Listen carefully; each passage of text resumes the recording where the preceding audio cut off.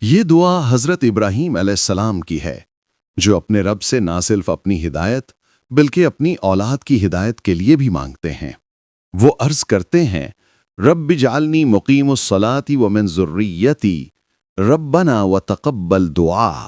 اے میرے رب، مجھے نماز قائم کرنے والا بنا اور میری اولاد میں سے بھی ایسے ہی بندے پیدا فرما۔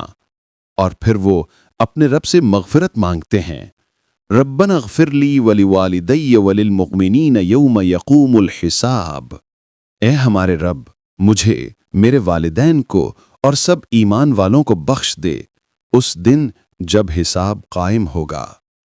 یہ دعا ہمیں یاد دلاتی ہے کہ ایک سچا مومن نہ صرف اپنی بلکہ اپنی نسلوں کی نیکی کی فکر کرتا ہے۔ آئیے آج ہم بھی یہی دعا مانگیں کہ اللہ ہمیں اور ہماری اولاد کو نمازی بنائے اور قیامت کے دن سب ایمان والوں کو بخش دے، آمین۔ مزید اچھی اور دین کی ویڈیو کو دیکھنے کے لیے اس چینل کو ضرور سبسکرائب کریں۔